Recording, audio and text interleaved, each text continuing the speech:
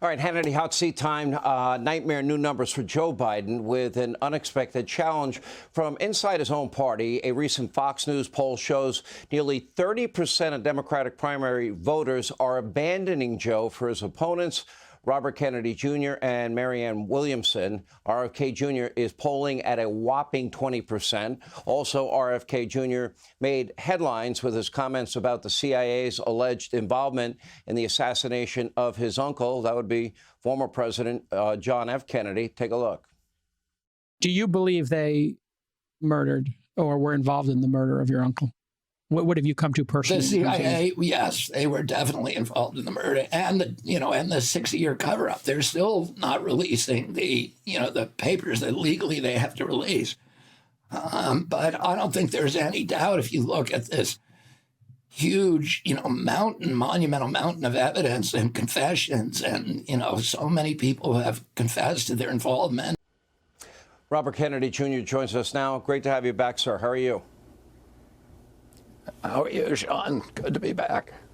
Okay, you said the evidence is overwhelming and beyond any reasonable doubt that the CIA was involved in the killing of your uncle, a U.S. president. What is the evidence? Well, there's millions of pages of documents, of CIA documents, of transcripts, of recorded conversations from the Cuban embassy in Mexico City. It's hard to summarize the evidence. There are, as I said in that podcast, there are confessions of people who were directly involved in the plot, who were involved in the planning of the plot, who were peripheral to the plot. There's a 60-year cover-up. The Warren Commission was run by Alan Dulles, who was the head of the CIA, who my uncle fired, and then insinuated himself onto the Warren Commission and essentially ran the Warren Commission and kept this evidence from the Warren commissioners. By the way, when Congress, 10 years later, investigated the crime with much more evidence than the Warren Commission had at its disposal, Congress found that, it was a plot. It was a conspiracy. There were multiple people involved.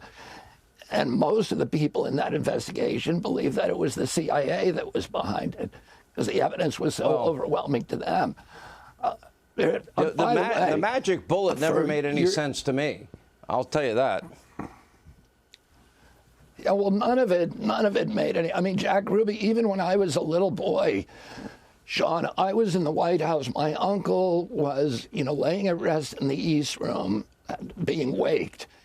And I was standing in the main foyer of the White House with my Aunt Jackie Kennedy and my father and my mother. And President Johnson came in and told us that Lee Harvey Oswald had just been killed by Jack Ruby. And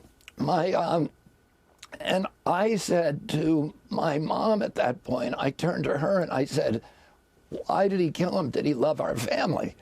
Well, that's a lingering question. What was Jack Ruby doing there? My father, when he investigated Jack Ruby, he found out that Jack Ruby had been deeply involved with Carlos Marcella's mob, with Sam Giancana, and all the people who were all of those mob leaders, Santos Traficante, who were the Havana casino owners, who had been recruited by the CIA in the Castro murder plot. So they were all working together in cahoots with the CIA. By the way, the day that my uncle was killed, I was picked up at Sidwell Friends School and brought home. The first phone call that my father made after J. Edgar Hoover told him that his brother had been shot was to the CIA desk officer in Langley, who was only a mile from our house.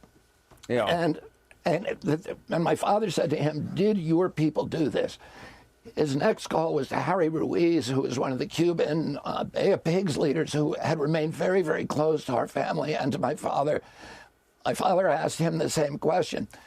Then my father called John McComb, who was the head of the CIA, and asked him to come to the house. McComb came over, and when I came home from Sidwell Friends School, My father was walking in the yard with John McComb, and my father was posing the same question to him. Was it our people who did this to my brother? So it was my father's first instinct that the agency had killed his brother. We could spend a whole show on it. Let me go to your campaign. You are now polling at a very respectable 19% in one poll, 20% in another poll.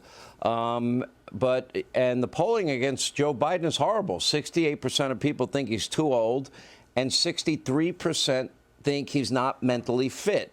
Do you agree with me that I do not believe Joe Biden is cognitively strong enough to be president?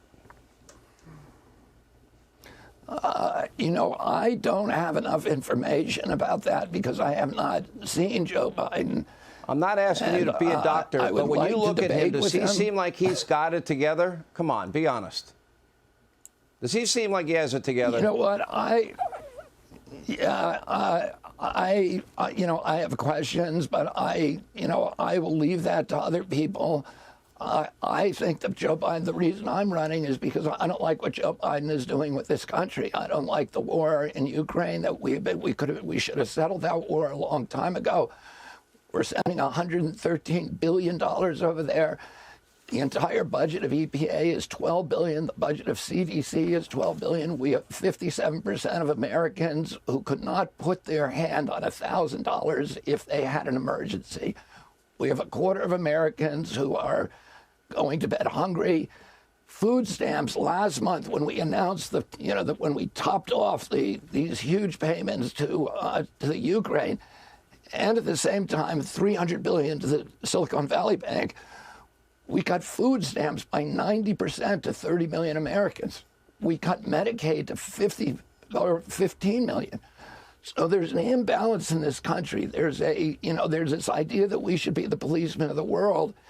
And by the way, what we're doing in Ukraine is not good for the Ukrainian people. We have killed 300,000 Ukrainian troops, 14,000 civilians. Well, Europe has stepped up. Geopolitical machination to, in our own plot, to try to get rid of Putin and try to exhaust the Russian army. And we're sacrificing the Ukrainian people in that vanity. I think you can really only blame Putin. However, Europe has not stepped up, and I think they should. And Joe has put handcuffs on Zelensky, another issue I have, before we ever send another penny. There are a couple of issues where you and I would find agreement. Quote, we should have closed the borders. You said that.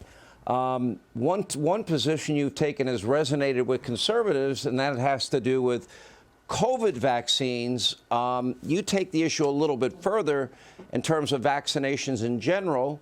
I'm not a scientist. I'm not going to debate you on the medical merits of it.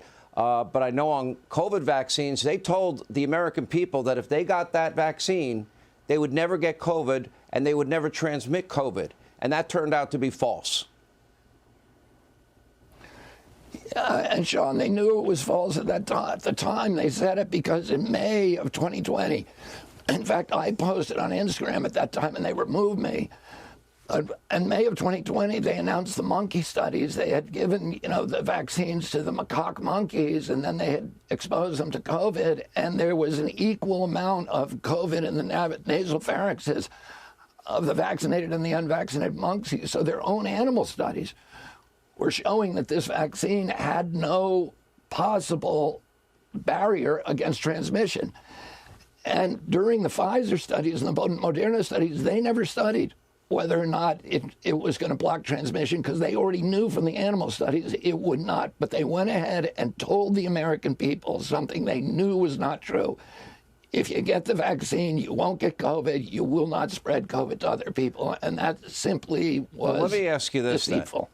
So I would say positions that you and I agree on, and I agree with you about the COVID vaccine in particular. I'm not sure if we agree on other ones, but so you support we should have closed the borders. You're very outspoken against the COVID vaccine, which had emergency authorization. You don't believe biological men should be playing in women's sports. Now, I have one last question. You might recall you were on an edition of Hannity and Combs, and you admitted, let me add one because thing. You're a big environmentalist, but you were getting on a private jet. Have you given up all use of private jets because of your environmental views? Are you really going back to this, Sean? I've Well, never that's a yes. objected to Wait a minute. anybody That's a riding on simple private question. jets. Are you pledging to never? Have you given up the use of private jets? Sean, I don't fly on private jets. I don't regularly fly on private jets, and I'm not giving up any use if they're. Yeah, listen, I've never objected to people flying on private jets. Listen, I think this climate alarmist stuff is a bunch of crap, so I don't care if you do or not, but if you're claiming to be a big environmentalist, you shouldn't be flying on a private jet, right? I'm not. No, I'm not that kind of environmentalist. I believe that. Listen, I have been fighting against pollution on the rivers and water, against coal and pollution, against carbon pollution because of the toxicity of those things. I have not told people that they shouldn't fly on private jets. Okay. Well, listen, we'd love to have you back for a longer discussion. I think your 20% in the polls is very respectable. And I think Joe is more vulnerable than people think. And I think he should debate you out of fairness. But if he won't debate you, we'll give you airtime as often as you want, okay? Thank you. I appreciate you being with us. Straight ahead.